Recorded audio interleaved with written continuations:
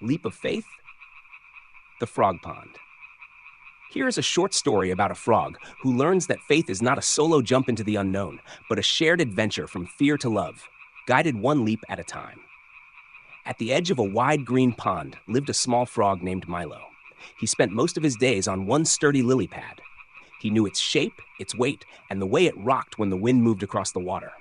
It was not perfect, but it was familiar, and Milo trusted familiar more than he trusted joy.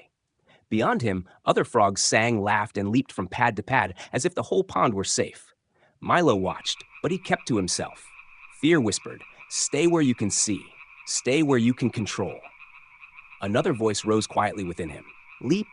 Milo did not like that voice. It asked him to move without guarantees and trust what he could not see. One evening, a fierce wind swept across the pond. Milo's lily pad began to rip near the stem. He pressed leaves into the opening and wrapped reeds around the weak places, working harder and harder to save the life he knew. Across the water, a circle of frogs watched from several broad green pads. At their center was an older frog named Amara. "Milo," she called, "you do not have to do this alone." "If I lose this pad, I lose everything," Milo cried. "You are not losing everything," Amara replied. "You are being shown what cannot hold you. I cannot see where I will land. That is why it is called faith. You do not see the whole way. You trust the love that calls you forward." Milo looked into the dark water. He believed every frog had to survive alone, build a private place, and defend it. The pad ripped further. Milo finally stopped trying to save the life he had made up. He bowed his head and whispered, "Spirit, I do not know what this will look like. You are in charge. Show me the law of love, not the laws of the world. Show me an experience." The wind still blew, but something inside him became still. Across the pond, the frogs began to sing. Their voices joined in one purpose, stronger than any single frog's fear. Another frog named Jun leaped onto a nearby pad. Then another joined him, and another after that. Together they formed a living path across the pond.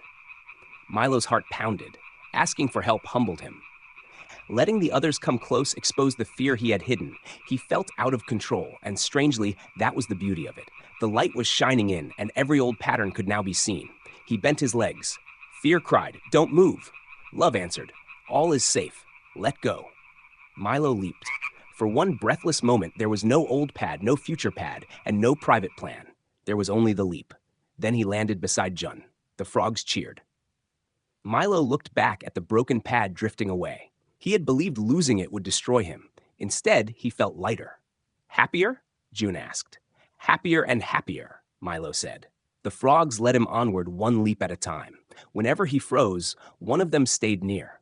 Whenever he shared a fear aloud, it lost some of its weight. Whenever he withdrew, their song drew him back into purpose. Soon the journey became an adventure. They crossed narrow pads in moonlight, moved through mist at dawn, and entered places where the water churned around old branches from the past. At last, they reached a part of the pond where steam rose from bubbling water near the rocks. "This is the volcano spring," Amara said. "Many frogs fear it." "It looks dangerous," Milo replied. "So does every leap to a mind trained in fear. Security does not lie in a lily pad, in the reeds, or in the pile of flies a frog thinks he owns. Security lies in source." Jun sprang through the steam and landed on a bright pad across the water. "Jump in the volcano," he called. "I survived." The frogs laughed, and Milo laughed with them. Then he leaped again. With every leap, something false fell away.